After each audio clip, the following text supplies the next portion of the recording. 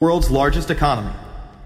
An engine for New World Order ideals, members of PNAC included Dick Cheney, Donald Rumsfeld, Jeb Bush, Scooter Libby, William Crystal, and Paul Wolfowitz.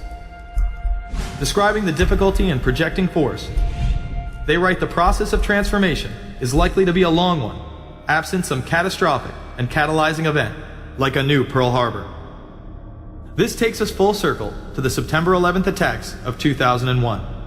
In my previous film, Fabled Enemies, I expose in great detail the Saudi Arabian, Pakistani, and Israeli connections in conjunction with this international intelligence operation.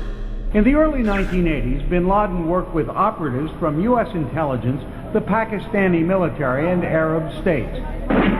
They ran a wide-ranging covert network that recruited and financed Muslim fighters to battle the Soviet army. The hijackers that were trained at U.S. military installations and protected by the FBI and CIA. The military exercises leading up to 9/11, and those that took place as the attacks occurred. Open line. Command, Sergeant Richmond. Sergeant Richmond, Sergeant Light from Cheyenne Mountain Test Control. How are you? I'm doing fine. Okay, I need you to terminate all exercise inputs coming to Cheyenne Mountain at this time. Copy. And stay on loop until I verify that your connectivity is disconnected on the exercise side only. Okay, no, do not do any more inputs on the exercise side and stand by. I got Cheyenne Mountain on the line. Terminating all exercise inputs. So, over, in case you didn't know, there's exercise. Oh, yeah. The Black Ops program, Able Danger, and the shadow government involvement. This morning we learned that the Vice President wasn't the only one sent to an undisclosed location on September 11th, that an entire backup government was and is still there and may be there for as long as anyone now at least can imagine. As well as much, much more.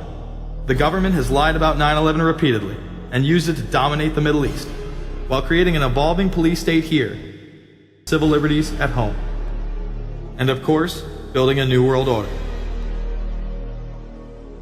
There is a chance for the President of the United States to use this disaster to carry out what his father, a phrase his father used, I think, only once, and hasn't been used since, and that is a new world order. We know now that September 11th of 2001 was the beginning of what we might call a new world order.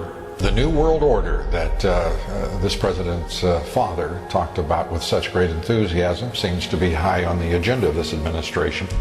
Under the second Bush administration, massive amounts of civil liberties were openly and brazenly taken away following 9/11. The passage of the Patriot Acts, the Military Commissions Act, and other horrifying anti-constitutional legislation was enabled by the incredible amount of fear generated by the media, all in the name of keeping us safe here at home. The war itself would create huge profits for the military-industrial complex, and the globalists would seize even more power and control over Middle Eastern resources in what they planned to become a Eurasian Union under their control. Although the establishment claimed to be fighting for our freedom abroad, they were destroying our sovereignty by stealth. Expanding on NAFTA, they were able to consolidate power on the domestic front by deindustrializing the United States through CAFTA, the Central American Free Trade Agreement, as well as the SPP, the Securities and Prosperity Partnership. Opponents, however, say the initiative is nothing less than a plan to create a North American Union that would eliminate sovereignty for all three nations. Bill Trade Agreement, the NAFTA section of the Commerce Department is busy drafting laws and regulations for a North American Union, a union of Canada, America, and Mexico. The President has attended secret meetings and signed at least 2 agreements under the Security and Prosperity Partnership Program. The stated goal established by Presidents Bush, Fox, and Prime Minister Paul Martin is integration by 2010. It's a plan from the business elites, the political elites, that will cost more American jobs, cost American sovereignty, but it would the President's father's vision. Now, former United States Trade Ambassador Robert Zoellick is talking about it again with renewed vigor. This time, a new world order with business at the helm of trade and economic policy. It's an agenda that goes hand in hand with the United States, Mexico, and Canada working quietly and behind the scenes to promote a common market with common deregulation for the benefit of multinational corporations. It's remarkable to me, the arrogance, the idea of just simply throwing away the nation's sovereignty, but they're trying to do so in so many ways. People better understand that they mean exactly what they're saying. It's a new world order they're trying to create. Dobbs, the only mainstream anchor to expose the New World Order, resigned shortly after bullets were fired into his home. The elite do not plan on waiting around for these unions to be formed before implementing the next step in global government. Through the vast global economic crisis of the last few years, they have been able to devalue the dollar and undermine it as the world's reserve currency.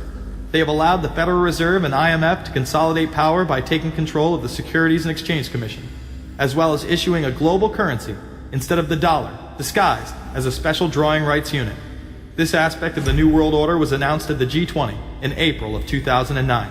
There is a big thing that's going to happen in London at this G20, and then they're hiding it, they're camouflaging it, they're not talking about it. Coordination of international regulation.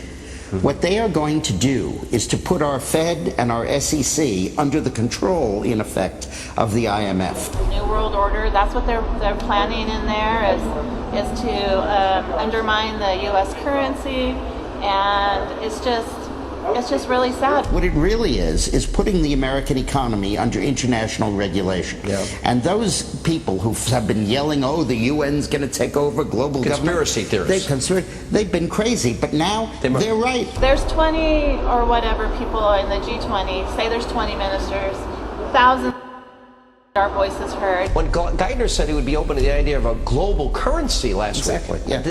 Those conspiracy people had said and suggested that for years. Right. You're not wrong. Cash is becoming weeded out. Cash will most likely be eliminated or extremely difficult to use in many situations, so that you'll have to use the global currency or the electronic currency. Even though a physical global currency is yet to exist, groups such as BRIC are openly promoting a new reserve currency, which is a conglomerate of Brazil, Russia, Indonesia, and China. Get everyone in the whole world using one currency, which some people think that's a good idea. Russian President Dmitry Medvedev recently showed off a sample coin of the new world currency at the G8 in July of 2009. We have also agreed today additional resources of $1 trillion that are available to the world economy through the International Monetary Fund and other institutions. This includes 250 billion from special drawing rights, the reserve currency of the IMF, drawing rights that will be issued to countries who are part of the International Monetary Fund. I think a new world order is emerging, and with it the foundations of a new and progressive era of international cooperation. The head of the European Union is also calling for global government. 2009 is also the first year of global governance, with the establishment of the G20 in the middle of the financial crisis. Gordon Brown has called for a world constitution. We now need nothing short of a world constitution for the global financial system. Both Gordon Brown and Barack Obama had been groomed to be the next Anglo-American spokesman for this new world order after Bush and Blair stepped down. Here is Gordon Brown in front of the CBI prior to him being chosen to become Prime Minister. And it's only now that we can begin to understand that the world order that globalization brings and what it's going to look like. But what does the new world order mean for countries like ours who are looking to succeed? And the question for us is how we meet and master all these challenges to ensure that Britain enhances its competitiveness in the process and realizes what I believe is our destiny of success in this new world order. A new world is emerging. It is a new world order with significantly different and radically new challenges for the future. President Barack Obama has also espoused similar views on globalism. Here he is in Berlin, Germany in July of 2008, in what media have dubbed his new